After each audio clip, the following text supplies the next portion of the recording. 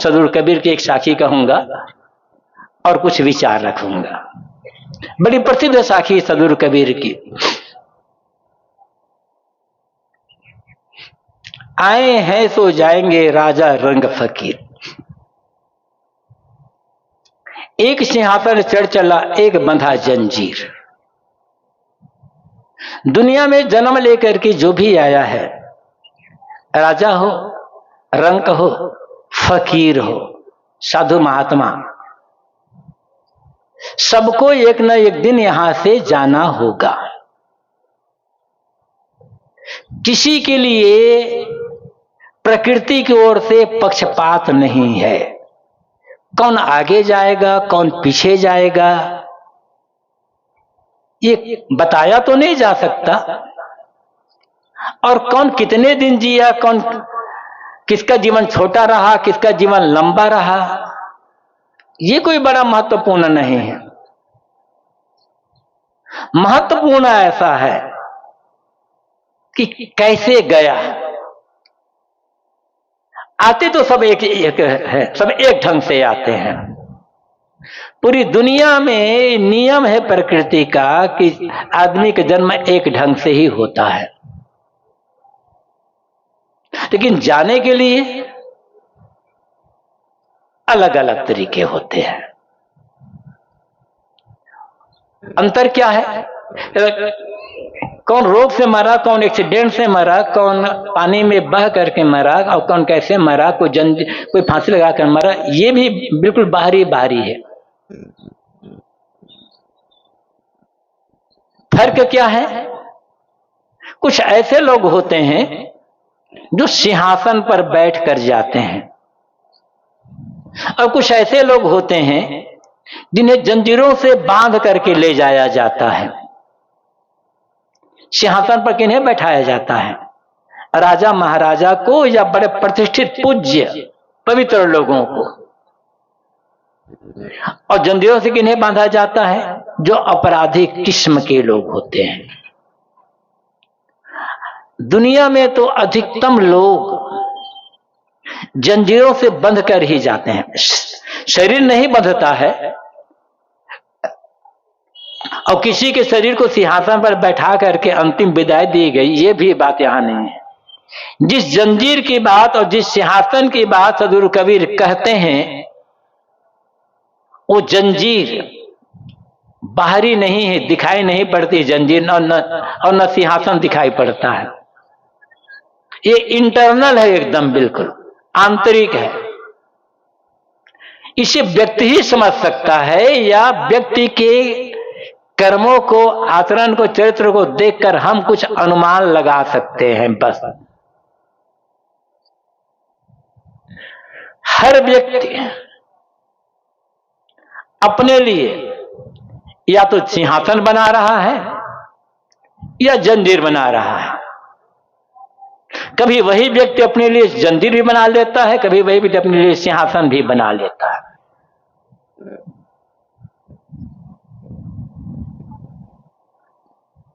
ये जंजीर और सिंहासन क्या है? हम जो कुछ भी करते हैं, अच्छे बुरे कर्म, उनके संस्कार, पहचान क्या है? आप जंजीर बना रहे हो या सिंहासन बना रहे हो, पहचान क्या है? कैसे पहचाने कि मैंने आज अपने लिए क्या बनाया?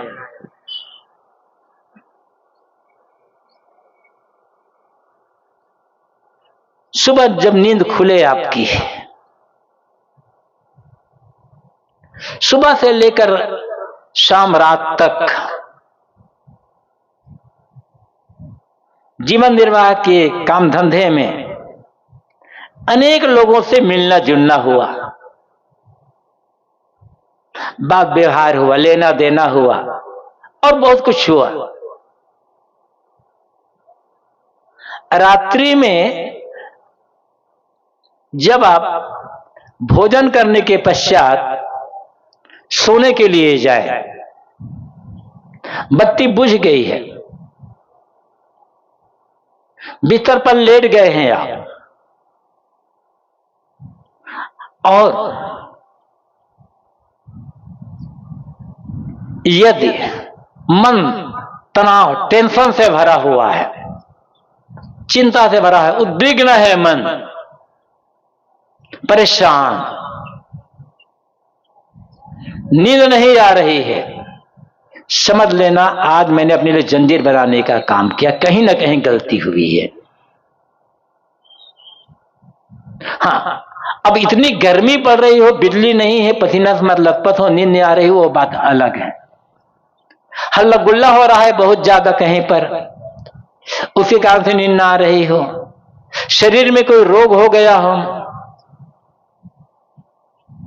नींद नहीं आ रही हो, या बहुत बड़ा घाटा हो गया हो, नींद नहीं आ रही है, वो अलग बात है। ऐसा कुछ भी नहीं हुआ है, फिर भी आपने कहीं किसी के साथ कुछ गलत व्यवहार किया है, गलत कर्म किया, गलत कुछ सोचा है, और इन बातों को लेकर आपके मन में इतना टेंशन है, इतनी चिंता है कि नींद नहीं आ रही है। ये है आपकी जंजीर जो आपने बनाई है। समझना होगा आपको कहां मुझसे भूल हो गई है, क्यों ऐसा हो रहा है। और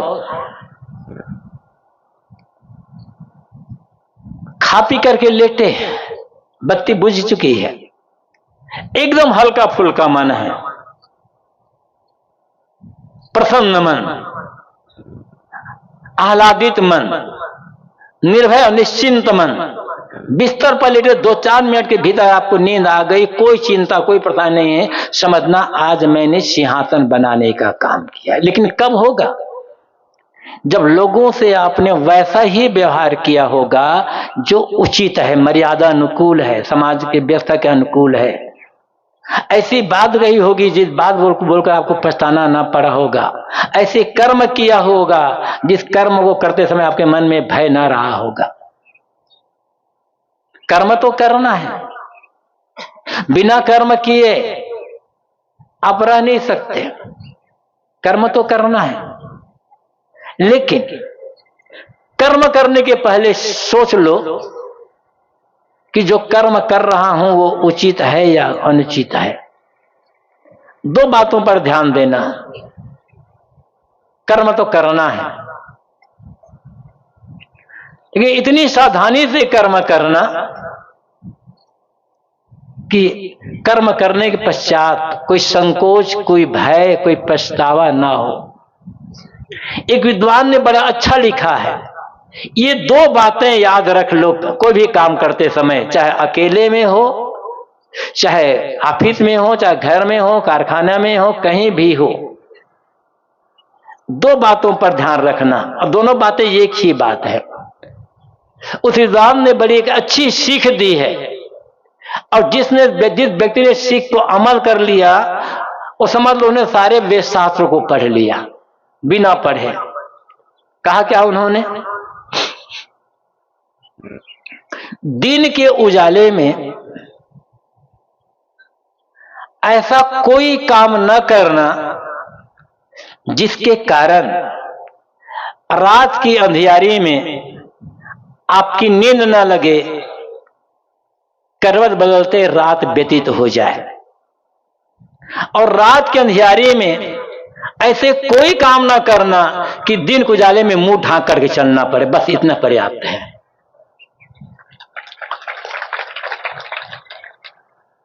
इतना आप कर लेना तो समझ ले आप पक्के धार्मिक व्यक्ति हो। धर्म, भक्ति, पूजा पाठ सब कुछ आपके जीवन में उतर चुका है। यही तो साधना है। यहां अपने लोभ पर विजय प्राप्त करना पड़ेगा, अपने अहंकार पर, अपने स्वार्थ पर, अपने मन पर, अपनी इंद्रियों पर। जिस व्यक्ति ने अपने आप पर पूरा कंट्रोल कर लिया होगा वही व्यक्ति ऐसा कर सकता है, क्योंकि वह कभी लोभ में या मोह में या अहंकार में, द्वेष में पड़कर कोई गलत काम करेगा ही नहीं। और जो गलत काम नहीं करेगा उसे मुंह ढाकर चलना क्यों पड़ेगा? जो गलत काम करेगा ही नहीं उसे रात में करवट बदलते रात व्यतीत क्यों करना पड़ेगा? दिन में पूरी प्रसन्नता, निर्भयता और रात में निश्चिंतता आपके लिए सिंहासन है। बनाना आपको होगा, कोई किसी के लिए बना नहीं सकता। माता पिता, बड़े बुजुर्ग, संत गुरुजन हमें राय दे सकते हैं, बस जाना तो सबको है। इतना काम ना कर सको तो ऐसा एक काम करो, जन्म लेते ही संतान कानूनन अपने पिता की संपत्ति को उत्तराधिकारी होता। जन्म लेकर आया है बच्चा, मां के गर्भ से अभी बाहर आया है, कुछ किया नहीं है, लेकिन मां के गर्भ से बाहर आते ही पिता की संपत्ति का उत्तराधिकारी बन गया, कुछ करना नहीं पड़ता। लेकिन वह पुत्र नहीं है जो अपने पिता को उत्तराधिकारी बनता है। पुत्र वह है जो अपने पिता के संस्कारों को उत्तराधिकारी बनता है और पिता के अच्छे कर्म के अच्छे संस्कार को आगे बढ़ा देता है। ऐसा करना अपने पिता के ऋण को चुकाना है, क्योंकि जब कोई पुत्र आज्ञाकारी होता है, संस्कारित होता है, चरित्रवान होता है और ऐसा जीवन जीता है जिससे समाज को एक अच्छी प्रेरणा मिलती है, तो ऐसा पुत्र अपने साथ साथ अपने पिता के नाम को अमर कर देता है। जानते हो आप, दशरथ के कारण हम और आप राम को नहीं जानते, किंतु हम और आप दशरथ को जानते हैं राम के कारण। यदि राम ना हुए होते ना तो दशरथ कौन था पता भी नहीं चलता। राम ने ऐसा जीवन जिया कि अपने साथ साथ अपने माता पिता, गुरु पीर सबका नाम अमर कर लिया। और राम ना होते तो दशरथ नाम के तो अनेक राजा हुए हैं, कौन जानता है उनको। कृष्ण ना होते तो वसुदेव देवकी को और नंद यशोदा को कौन जानता। लेकिन कृष्ण ने ऐसा जीवन जिया कि अपने साथ साथ अपने माता पिता और पालक माता पिता सबका नाम को अमर कर लिया। ये ऐसा करना ही मानो अपने लिए सिंहासन बनाना है। सोचें, आज जो हम कर रहे हैं, आज जैसा हमारा जीवन है, इससे अपने पूर्वजों के नाम को डुबाने का काम कर रहे हैं या पूर्वजों के नाम को रोशन करने का काम कर रहे हैं। आप भगत हैं ना, आप सत्संगी हैं, आप धार्मिक हैं, आप पुजारी हैं, आप बहुत कुछ हैं। गंभीरता से सोच लेना कि मैं अपने पूर्वजों के नाम को डुबाने के लिए काम कर रहा हूं या उस नाम को उजागर करने के लिए काम कर रहा हूं। और अंदर से उत्तर आता है, जो जैसा मेरा जीवन है, जो मेरा खान पान है, जो मेरा रहन सहन है, जो मेरा बात व्यवहार है, इससे मेरे साथ साथ मेरे पिता के नाम को ही बड़े आदर के साथ लेते हैं। अमुक का बेटा ऐसा कर रहा है तो समझना आप सिंहासन बनाने का काम कर रहे हो। और इसके विपरीत है तब जंजीर बना रहे हो, फिर तो नरक में भी जगह ना मिलेगी आपको। ये बाहर दिखावा काम नहीं आएगा। हम दिखावा में भूल जाते हैं बाहर, और दिखावा करते करते जिंदगी दिखावा में स्वाहा हो जाती है।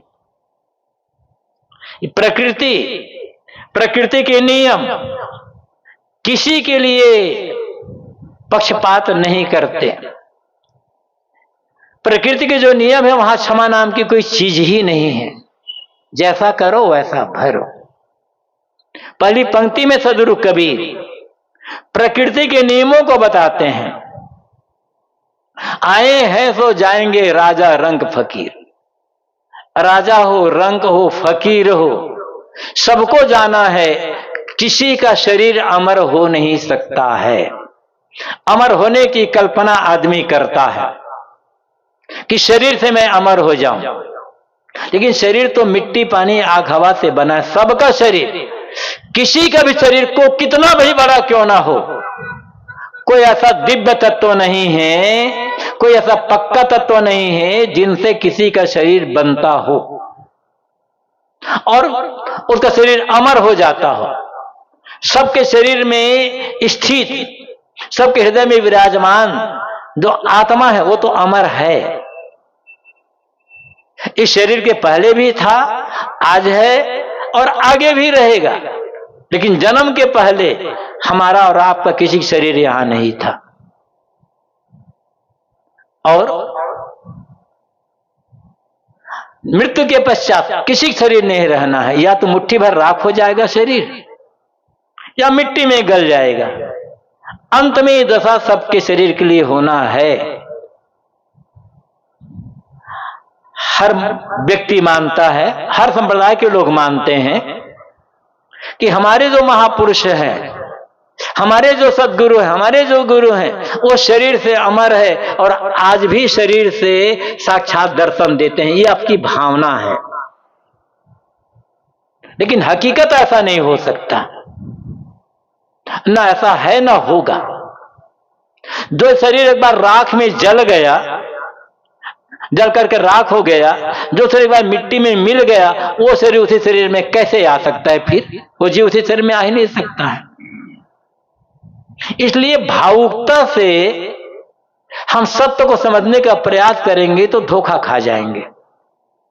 भावना का मूल्य है, लेकिन हमारी भावना इतनी अधिक नहीं बढ़ना चाहिए कि उस भावना के कारण सत्य का हनन हो जाए।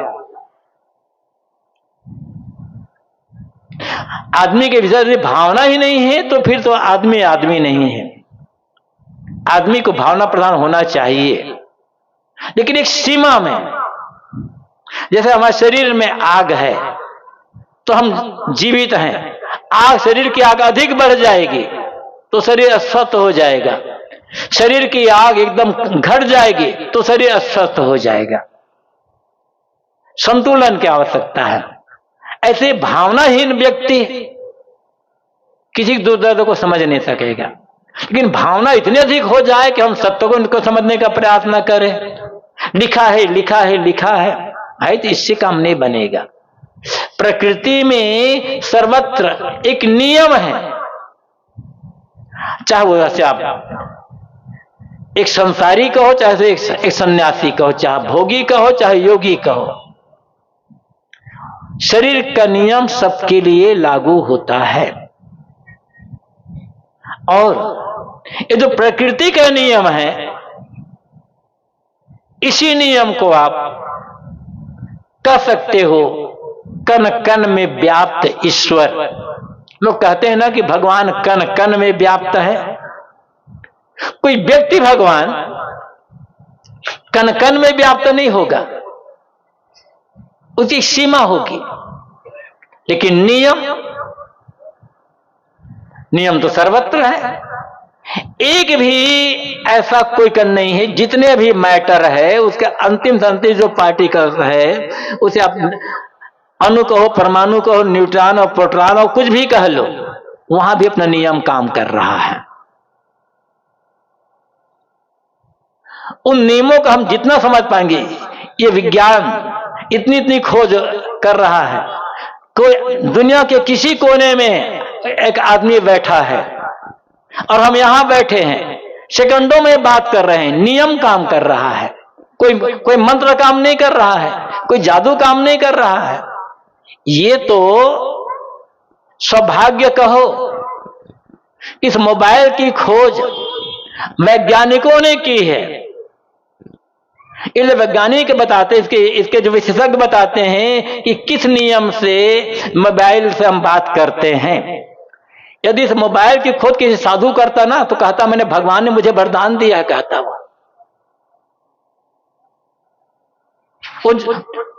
वो साधु झूठ बोल जाता। और हम उस साधु के आरती उतारते, अरे इतना बड़ा साधु है, देखो तो बिना किसी बात के बात कर रहा है।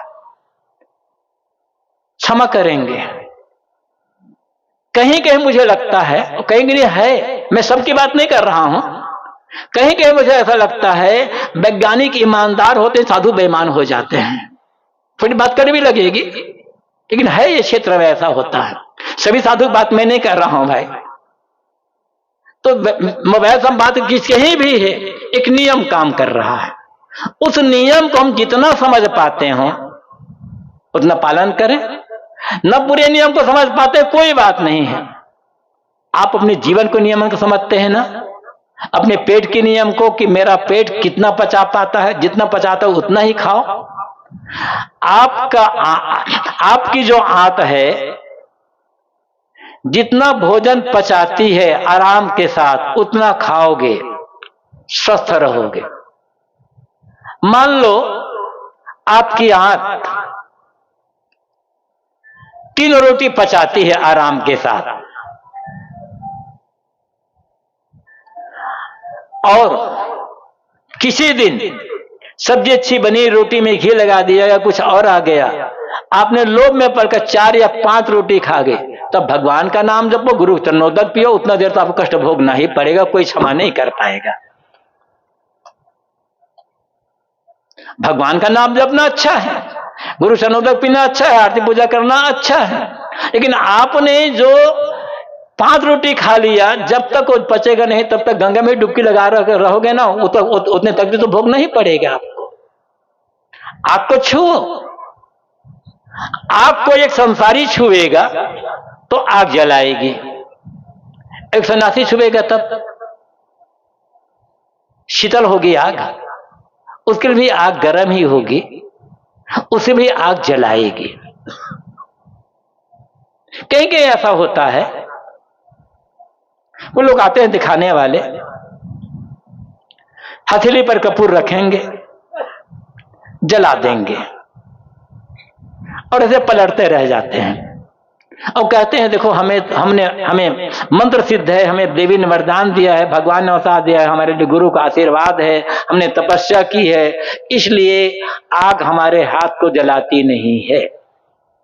हम देखते भी हैं, क्या सचमुच में गुरु का आशीर्वाद है, भगवान का वरदान है, या कोई देवी शक्ति तपस्या का फल है?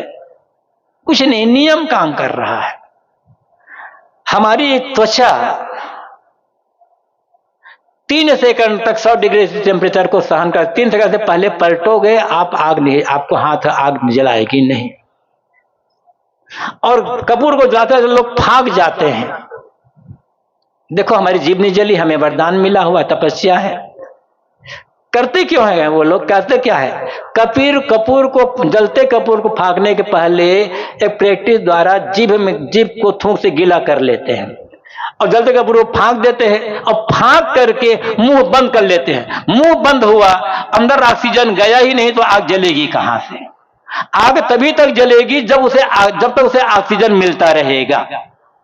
जो कपूर फाँकने वाले हैं ना, उनसे कहिए महाराज आप मुंह को बंद मत करना, खुले रहने तो पता चल जाएगा, क्योंकि वो कपूर फाँकते मुंह बंद करते हैं। मुंह बंद हुआ, अंदर में ऑक्सीजन गया नहीं, आपको ऑक्सीजन मिली नहीं, आग तो पूछना है। एक नियम काम कर रहा है वहां पर। कई लोगों ने आपको देखा होगा, बहुत इस पर समय बर्बाद नहीं करूंगा, मैं एक नियम उदाहरण की बात करता हूं। कुछ लोग होते हैं बड़े तपस्वी हैं, बड़े सिद्धि उनको मिली हुई है, बर्फ की बड़ी बड़ी सिल्ली लाएंगे। अब बर्फ तो ठंडी होती है ना, बर्फ की बड़ी सिल्ली लाएंगे, ऊपर एक बर्तन रखेंगे बड़ा सा, और उस पर दूध रख देते हैं या पानी रख देते हैं, कुछ भी होगा, दूध रख देते हैं और कहेंगे देखो हमने बर्फ की सिल्ली पर दूध का बर्तन रखा है और मंत्र के बल पर इस दूध को हम उबालेंगे और उबले हुए दूध से हम स्नान कर लेंगे। मंत्र पढ़ना शुरू करता है, 2 मिनट में दूध उबलना शुरू हो जाता है और उबल करके बाहर गिरना शुरू कर देता है और उसी दूध से वो लोग नहा लेते हैं। मंत्र का करामात है। करते क्या है वो लोग? बर्फ की सिल्ली तो साफ है, दूध भी है, बर्तन भी है, साफ है। एक केमिकल आता है कार्बन कार्बाइड। अब कार्बन कार्बाइड को जब उसमें या तो ऐसा ट्रिक से उसमें गिरा देते हैं, कार्बन कार्बाइड जब दूध में जाएगा तो गैस बनेगी और गैस दूध को उबाल देते हैं। दूध ठंडा है, गर्म नहीं है दूध। कार्बन कार्बाइड जब दूध में मिलेगा, उसके द्रव में मिलेगा तो गैस बनाएगा। जब गैस बनाएगा तो गैस बाहर निकलेगी, जब बाहर निकलेगी गैस तो दूध भी बाहर निकलेगा। हम कहते दूध तो गर्म होकर उबल रहा है और दूध है ठंडा, उसी ठंडा दूध से नहा लिया। ये नियम काम कर रहा है, तपस्या काम नहीं है यहां पर। सिद्धि काम नहीं है, कोई वरदान काम नहीं है। इसलिए ऐसे तमाम लोग दिखाने वाले होते हैं। मेरा कहने का मतलब यह है, नियम को समझिए, किसी अंधविश्वास में या चमत्कार के पीछे दीवाना बनकर अपने को ठगाइएगा मत। ठगने वाले बहुत लोग मिलेंगे। मैं सदगुरु कबीर की साक्षी कर रहा था। आग का काम है जलाना। अब आग की भक्ति करोगे तो भी आग जलाएगी। कोई आदमी अपने घर में हवन कुंड बनाता है और रोज आग जलाता है, आग की प्रार्थना करता है, हवन करता है, और ऐसा करते करते वर्षों बीत गए। लेकिन एक दिन जब आग जलाकर हवन कर रहा था, जोर की आंधी आई, आग की चिंगारी उड़ी, किसी कपड़े में किसी घास में पड़ गई, तो आप सोचेगी ये आदमी वर्षों से मेरी भक्ति कर रहा है, इसके घर को जलाऊंगी नहीं? वो तो जलाएगी। उसे पता नहीं है कि आप आग को गाली दे रहे हो या आग की पूजा कर रहे हो। आग का नियम है जलाना। इसलिए नियमों को समझना होगा, और नियम को समझ करके जितना आप नियमों का पालन करेंगे, पूरी प्रकृति आपका सहयोग करेगी। और नियमों को समझ करके आप काम करेंगे, समाज आपका सहयोग करेगा। पहले ये सोच लेना, आपके परिवार का नियम क्या है, जिस परिवार में आप रहते हो उस परिवार का नियम क्या है, और किन नियमों में आप अपने परिवार वालों को चलाना चाहते हो। आपके समाज का नियम क्या है, आपके गांव का नियम क्या है। नियमों का पालन करो। गांव वाले विरोधी क्यों होंगे आपके, समाज वाले विरोधी क्यों होंगे आपके, और नियम को उल्लंघन करोगे, कितने भी बड़े बड़े भक्त हो, आप अपने परिवार के नियम को उल्लंघन करोगे, परिवार वाले ही विरोधी हो जाएंगे। समाज के नियमों को उल्लंघन करोगे, समाज वाले विरोधी होंगे, और नहीं देखेंगे आप कितनी भक्ति करते हो। आप साधु हो कि गृहस्थ हो, इससे कोई मतलब नहीं है। उन्हें मतलब है आपका काम नियम के अनुकूल है या नहीं है। आपका जो काम है, समाज के जो एक सिस्टम बनाया है, समाज ने एक जो मर्यादा बनाई है, उस मर्यादा के अनुकूल है या नहीं। नियम से काम करना होगा, एक मर्यादा से काम करना होगा, कहीं भी अंतर नहीं होगा, कहीं भी आपको दो तकलीफ नहीं बननी पड़ेगी। इसलिए मर्यादा, नियम, कानून ये हमारे रक्षक होते हैं। इनका पालन करना धर्म का काम है। और नियम का या मर्यादा का आपने उल्लंघन किया तो तकलीफ तो आना है। एक उदाहरण देता हूं, फिर अपनी बात आगे बढ़ाऊंगा। कहानी सब जानते हैं आप। राम सीता लक्ष्मण जंगल में हैं, चित्रकूट में निवास कर रहे हैं। मारी स्वर्ण मृग बन करके आया। उस स्वर्ण मृग को देख करके सीता का मन ललचा गया और राम से कहती है, इस स्वर्ण मृग बड़ा सुंदर है, मनोहर है, इसे मेरे लिए लाओ। वो तो भाग गया ललचा करके। राम तैयार हो गए। लक्ष्मण ने कहा, भैया सोने का मृग नहीं होता है, मुझे लगता है कि कोई हमें छल कर रहा है। हम लोग जंगल में रहते, जंगल में राक्षस रहते हैं, और राक्षस भेद बदलने में बड़े होशियार है। कोई चतुराई कर रहा है, हमें धोखा दे रहा है। लक्ष्मण ने रोका। वाल्मीकि रामायण में एकदम बहुत बढ़िया प्रसंग है, आप अवसर मिले तो वाल्मीकि रामायण पढ़कर देखना। रामचरित मानस में गोस्वामी जी ने उसको भक्ति भावना पूर्वक बना दिया है ज्यादा। राम ने कहा, लक्ष्मण सीता का बहुत मन है, अब तो चाहे जिंदा हो या मुर्दा, इसे तो लाना ही है। राम चले गए। राम ने बाण मारा, हमारी चिल्लाए, हाल सीते हाल लक्ष्मण, उन्हें धोखा देना था। आवाज सीता और लक्ष्मण दोनों ने सुने। सीता ने कहा, लक्ष्मण तुम्हारे भाई पर विपत्ति आ गई, पुकार रहे हैं तुम्हें सहायता के लिए। लक्ष्मण ने कहा, भाभी भैया पर विपत्ति नहीं आ सकती, भैया ने मुझे आपकी रक्षा के लिए रखा है। मैं आपको छोड़कर चला जाऊं, आप अकेली हो जाएंगी घनघोर जंगल में, तो क्या होगा। तब सीता थोड़ा सा बहुत कटु कह देती है। वाल्मीकि रामायण में ऐसा कटु है जिसे करने की आवश्यकता नहीं है, बहुत कटु कह देती है। लक्ष्मण एकदम दुखी हो जाते हैं। कहते ठीक है भाभी, आप कहती है तो जाता हूं मैं। लेकिन जाने के पहले लक्ष्मण ने एक रेखा खींच दी, जिसे लक्ष्मण रेखा, और कहा कि इस रेखा के भीतर आप हैं तो सुरक्षित है, कोई आपका बाल बांका न कर पाएगा, और रेखा से बाहर गई तो आप विपत्ति में पड़ जाएंगे, इसलिए रेखा के भीतर रहिएगा। लक्ष्मण चले गए, रामन आ गए साधु का भेद बना करके, भिक्षा मांगी। सीता ने भिक्षा देना चाहा, रामन ने कहा बंधी भिक्षा नहीं लूंगा मैं, भिक्षा देना है तो रेखा के बाहर निकलो।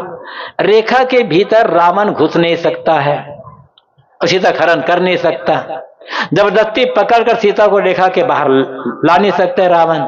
अब सीता की मर्जी, रेखा के भीतर रहना है या रेखा के बाहर रहना है। सीता कह देती ठीक है, मैं रेखा के भीतर रखने रेखा के बाहर आकर भिक्षा दूंगी, लेकिन मेरे पति और देवर को आने दो, उनके सामने दूंगी। लेकिन सीता रावण की बातों में आ गई, रेखा के बाहर निकल गई। परिणाम क्या हुआ आप जानते हो, बहुत कहने की आवश्यकता नहीं। एक उदाहरण दे रहा हूं आपको, वो जो लक्ष्मण रेखा है ना, उसके भीतर सीता जब तक थी सुरक्षित थी। आपके जीवन का जो नियम है, आपके मन का जो नियम है, आपके परिवार का जो नियम है, आपके समाज का जो नियम है, वो नियम आपके लिए हमारे लिए लक्ष्मण रेखा है। बाहर निकलोगे तो दुर्घटना घटेगी। अब मर्जी आपकी, उस नियम के जो नियम रूपी लक्ष्मण रेखा है उसके भीतर रह करके जीवन जीना है या बाहर निकल के विपत्ति में पड़ना है, दोनों में आपकी मर्जी है। उस नियम का जिंदगी भर पालन भी कर सकते हैं आप, और चाहे तो उल्लंघन करके जिंदगी भर रोते रह जाना, जैसे सीता जिंदगी भर रोते ही रह गई अंत में। तो इन नियमों को समझना होगा। हम प्रकृति के पूरे नियमों को नहीं समझ सकते, कोई बात नहीं, लेकिन जहां रहते हैं अपने मन का नियम, किसी के लिए गलत बात जरा सोचो, किसी के लिए भी गलत बात सोचोगे मन आपका गंदा होगा, मलिन होगा, मन में व्याकुलता आएगी, चंचलता आएगी। और किसी के लिए प्रेम की बात सोचो, किसी के लिए दया क्षमा की बात सोचो, किसी के लिए आदर सम्मान की बात सोचो, मन में प्रसन्नता आ जाएगी। अपने आप सोच करके देखना, ये मन ही पैरामीटर है हमारे जीवन के लिए, ये कैसे करना है इसका। लेकिन हम जोश में आ जाते हैं, स्वार्थ में पड़ जाते हैं, अहंकार में आ जाते हैं, और परिणाम क्या होता है बताने की आवश्यकता नहीं, सब महसूस करते हैं।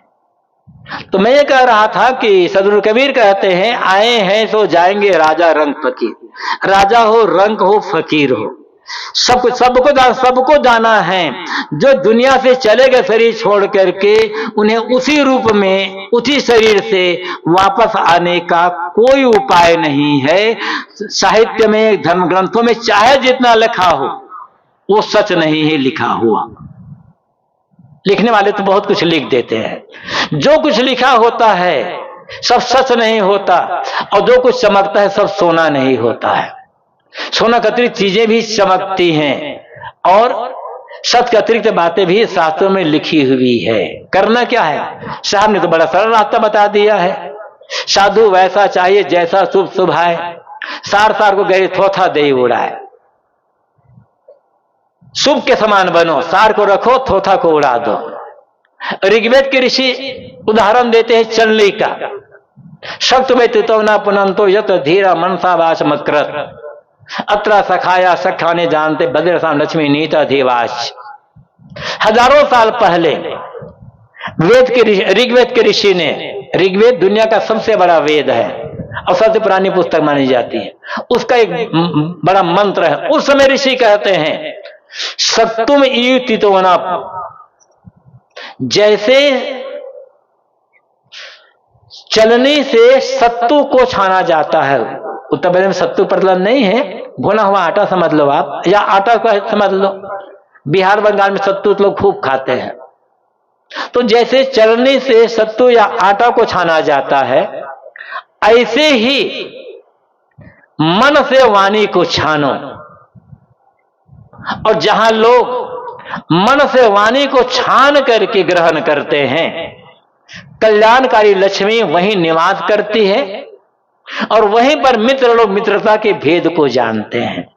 इसलिए किसी भी बात को न तो आंख मूंद करके छोड़ो, न आंख मूंद करके पकड़ो, सोच लो उचित है या अनुचित है।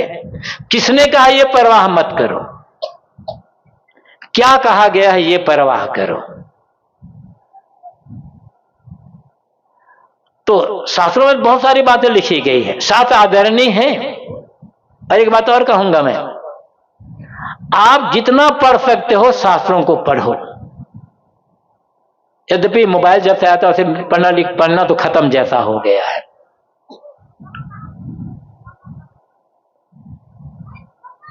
लेकिन आप पढ़ सकते हो तो वेद पढ़ो, कुरान पढ़ो, बाइबिल पढ़ो, जिंदा वेस्ता पढ़ो, गुरबानी पढ़ो, कुछ किस भी किताब पढ़ो, लेकिन किसी की भी बात को आंख मूंद कर मत मानो। सदगुरु कबीर ने ये कहीं नहीं कहा है मेरी बात को आंख मूंद करके मानना। कहते हृदय देखो, हृदय में विचार करके देखो जो मैं कह रहा हूं वो बात सच है या नहीं है। सच आदरणीय है,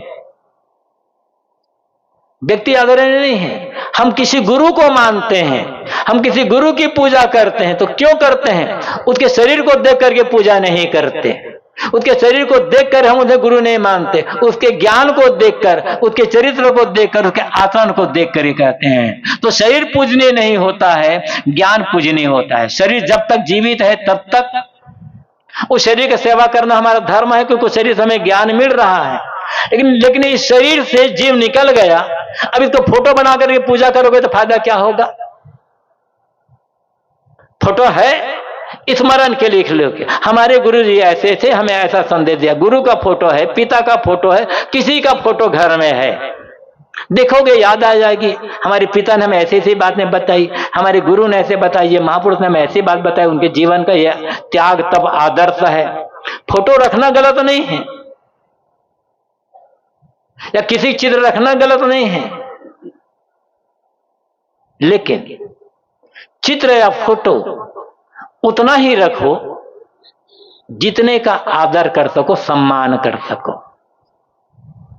अनेक लोग क्या करते हैं आजकल, तो बड़ी बड़ी कंपनियां लोग देवी देवता हनुमान उसी के तमाम बड़े बड़े कैलेंडर निकाल कर दे देते हैं अपने कस्टमरों को। लोग अब कमरे में गए, अब सोचते भी ये तो देवी का है, ये तो देवता है, ये शिव का हनुमान का फोटो है, कहां कैसे का करें, खूंटी में टांग दिए। अब एक और कमरा में खूंटी में सब तरफ से खूंटी में फोटो टंगे हुए हैं। बाहर से आए, कुर्ता उतारे और फोटो कुर्ता टांग दिए, ये तो अपमान करना हो गया। ऐसे इतना मत रखो कि उस पर कुर्ता टांगना पड़े आपको, या लाठी डंडा छाता टांगना पड़े। बस देखने से इसका स्मरण होगा। हाँ, अब वो खाता है तो खिलाओ, आशीर्वाद देते प्रणाम करो। नहीं खाते हैं फिर भी खिलाते हो तो आप बहुत बड़े बुद्धिमान और बहुत बड़े बलवान व्यक्ति। कबीर साहब ने ऐसा नहीं कहा है, आपकी मर्जी। लेकिन इससे कल्याण कुछ नहीं होने वाला है। भोजन की आवश्यकता जानदार को होती है। प्रणाम जानदार करो तो आशीर्वाद वहां से मिलेगा।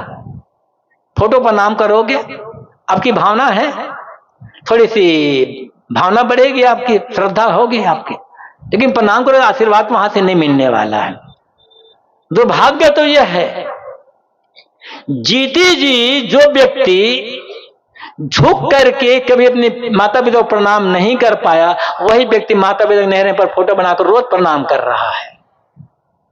ये झूठी भक्ति कामना है कि राम की भक्ति करो, किंतु राम की चित्र करके राम को प्रणाम करना ये राम की भक्ति नहीं है। राम की भक्ति है राम के बताए आदर्श पर चलना। राम ने भाई के लिए राज्य को छोड़ दिया और यहां क्या हो रहा है, राम की भक्ति भी कर रहे हैं, भाई से मुकदमा कर रहे हैं। छत्तीसगढ़ में तो जगह जगह गांव गांव में रामायण प्रतियोगिता होती है, लेकिन असली प्रतियोगिता कहां होगी जानते हो? रामायण के प्रतियोगिता तो होती रहती है और प्रतियोगिता में हार जीत की भावना होती है। यद्यपि राम ने, भरत ने, लक्ष्मण ने प्रतियोगिता नहीं की थी, जीवन जिया था। और यदि आप रामायण की प्रतियोगिता करते हो तमाम पार्टियों बुला करके, अच्छा है, चलो एक सांस्कृतिक माहौल बन जाता, गांव उत्साह आ जाता है। लेकिन असली रामायण किस गांव में होगा जानते हो? जिस गांव में भाई भाई, पूरे गांव में भाई भाई में जमीन को, मकान को, पैसे को लेकर के मुकदमा बंद हो गया, उस गांव में रामायण असली होगी रामायण में। ऐसा माहौल तो बनाओ, ऐसा जीवन तो जियो। थोड़ा अपने स्वार्थ पर संयम तो रखो, अहंकार पर संयम तो रखो, मन को मानना तो सीखो, तब रामायण को समझ पाओगे, तब राम को समझ पाओगे, तब कबीर को समझ पाओगे। और हम कहां ऐसा कर पा रहे हैं? कबीर साहब की मूर्ति भी बना लेंगे, कबीर साहब के चित्र भी बना लेंगे, और पूजा तो करेंगे, आरती तो करेंगे, लेकिन कबीर साहब की एक बात नहीं मानेंगे। कल मैंने कहा था, कबीर साहब की पूजा करेंगे, और कबीर साहब ने क्या कहा है? घट घट में वो साईं बसत है, कटुक बचन मत बोल रहे। वो साईं, जिस साईं को तुम पुकार रहे हो, वो साईं तुम्हारा घट घट में बस रहा है। कबीर साहब की पूजा कर लिए, कोई भी हो, स्त्री हो, पुरुष हो, जवान हो, बूढ़ा हो, कबीर साहब की पूजा किए। बेटा पिता से नम्रता से बात नहीं कर सकता, पिता बेटा से नम्रता से बात नहीं कर सकता, सास बहू से कटु बोलती है, बहू सास से कटु बोलती है, कहां कबीर साहब पूजा कर रहे हो? ऐसी बानी बोलिए मन का आपा खोए, औरन को शीतल करे आपो शीतल होए। सदगुरु कबीर क्या कहते हैं? मन के अहंकार को मिटा करके ऐसी बात बोलो कि बोल करके तुम्हारे मन में शांति मिले और सुनने वाले को शांति मिले, तब कबीर साहब की पूजा है। भले कबीर साहब की आरती मत करो, और कबीर साहब की आरती तो किए, और बाद में क्या हो रहा है ये तो सब जान रहे हैं। किसी ने इसमें व्यंग किया है, कबीर साहब क्या कहते हैं? ऐसी बानी बोलिए मन का आपा खोए, और को शीतल करे आपो शीतल होए। उन्होंने व्यंग किया है, ऐसी बानी बोलिए झगड़ा तगड़ा होए। ये कबीर साहब पूजा है? तो गया कबीर साहब। तो चित्र रखना गलत नहीं है, देखने से उनकी याद आएगी, अच्छे संस्कार बनेंगे, भावना है। लेकिन आप उनके गुणों का, उनके आदर्श का, उनकी एक भी वाणी का जीवन में प्रयोग करो तो असली पूजा होगी। और यही कमी हम लोगों में है। तमाम देवी देवता हमने बना लिया, लेकिन हम उनके आदर्श पर नहीं, हम केवल पूजा करना, केवल पूजा करना जानते हैं। पूजा ना गलत नहीं है, लेकिन असली पूजा क्या है? माता पिता। अच्छा एक बात और बताओ,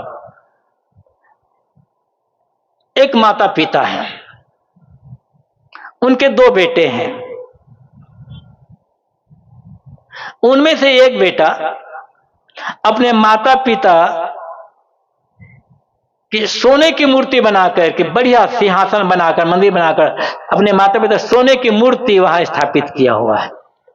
और रोज उस सोने की मूर्ति, सोने कह लो, चांदी कहो, संगमरमर कहो, जो भी कह लो, उसकी मूर्ति के रोज पूजा करता है, रोज उसे भोग लगाता है। किंतु अपने माता पिता को जरा भी आदर नहीं देता। हम अपने जीवित माता पिता को एक गिलास पानी भी नहीं पिला। माता पिता की मूर्ति को रोज भोग लगा रहा है, किंतु माता पिता को एक गिलास पानी भी नहीं दे रहा है। दूसरा बेटा माता पिता की मूर्ति तो नहीं बनवाया है, किंतु रोज अपने माता पिता को बड़े प्रेम से भोजन करवाता, प्रेम से पानी पिलाता, प्रेम से आदर करता है। कौन बेटा सही मानोगे आप, जो अपने माता पिता सुंदर मूर्ति बनाकर रोज भोजन करवा रहा है और माता पिता की एक बात नहीं मानता, उसे अच्छा मानोगे? जो माता पिता की मूर्ति तो नहीं बनवाए, किंतु माता पिता की सेवा करता है, भोजन पानी दवाई आदि भरपूर व्यवस्था करता है, उन्हें आदर देता है, उन्हें अच्छा मानोगे? अब आप खुद सोच ले कि मेरा नंबर किस में लगने वाला है। खुद विचारे, मैं नहीं कहूंगा कि आप क्या करते हो, आप इन दोनों में से किस में आपका नंबर लगता है, खुद सोच लो। और पहले वाला में जो नंबर लगता है ना, तो समझना कहीं ना कहीं मैं भूल में जा रहा हूं। अपने लिए आप जंजीर बनाने का काम कर रहे हो, सिंहासन नहीं बना पाओगे आप। लेकिन आप नंबर दूसरे वाला में है तो आप सिंहासन बनाने का काम कर रहे हो, जंजीर कटती चली जा रही है आपकी।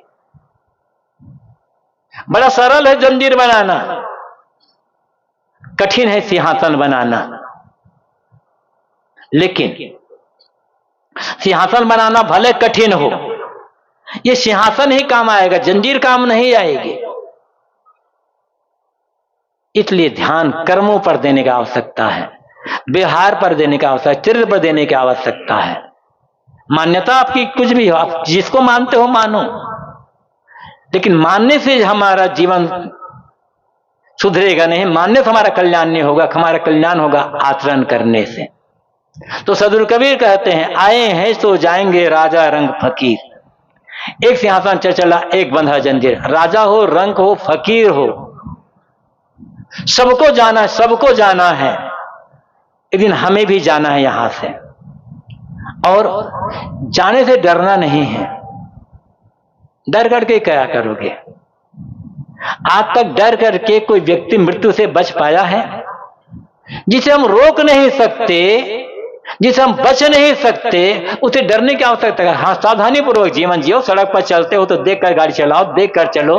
कोई काम करते हो तो रास्ता चलते हो देख करके करो, सावधानी पूर्वक काम करो, लेकिन डरना नहीं है। निर्भय होकर के जीवन जियो, क्योंकि हम कितना डरे, कितना भी डरे, मौत से तो बच नहीं सकते ना। और सबसे बड़ी बात, मौत की अच्छाई क्या है जानते हो? मर जाएंगे तो पता नहीं चलेगा कि मैं मर गया हूं, तब दुख क्यों है भाई? हाँ, पता चल जाता। आप लोगों में से यदि किसी शरीर छूटा, फोन करना, साहब मैं तो मर गया हूं, ऐसा तो हमें पता भी नहीं चलना है ना कि हम मर गए कि क्या हो गया। हमारे सब दुनिया खत्म, सब चिंता, सब भय, सब दुख खत्म हो गया। अब जिंदा है वो लोग रोए या गाएं, हमें क्या लेना देना है। इसलिए डरना यदि है ना आपको, तो एक बात से डरो, मौत से मत डरना। किसी ने बड़ा सुंदर कहा, डरना है डरो। किससे डरना है? डरते रहो ये जिंदगी बेकार ना हो जाए, सपने में किसी जीव का अपकार ना हो जाए, यहां डरो। ये जीवन जीने का असली रास्ता है। और यदि सपने में भी आपने किसी का अपकार, सपने में भी आपके मन में किसी के लिए गलत बात नहीं आई, समझना आपके लिए सिंहासन बनाया है, जीवन आपका सार्थक हो गया है। सदगुरु कबीर हमें इसी की सीख देते हैं। और सदगुरु कबीर ही नहीं, दुनिया में जितने भी महापुरुष हुए हैं, सबने इसी की सीख दी है। कहने के तरीके सबके अलग अलग होते हैं। तो एक साखी, छोटी सी साखी सदगुरु कबीर की, आए हैं तो जाएंगे राजा रंग फकीर। एक सिंहासन चढ़ चला, एक बंधा जंजीर। मैंने थोड़ा निवेदन किया, अभी तो इस पर और बहुत कुछ कहना बाकी है, लेकिन समय काफी हो चुका है। अपने वाणी के यहीं विराम देता हूं, और अगली सभा समय से प्रारंभ हो, ताकि उस अंतिम सभा में भी हम सत्संग भरपूर लाभ ले सके। आप लोगों ने बड़े ध्यान से, बड़े प्रेम के साथ मेरी बातों पर सुना, बातों पर ध्यान दिया, इसलिए आप सबको बहुत बहुत आभार, धन्यवाद और शुभकामनाएं। कि जिस किसी ने भी जंजीर बना लिए हो, उस जंजीर को काट करके सिंहासन बनाए, और सिंहासन पर बैठकर हंसते हंसते यहां से विदा हो। इन शुभकामनाओं के साथ अपने वाणी को ये पर विराम।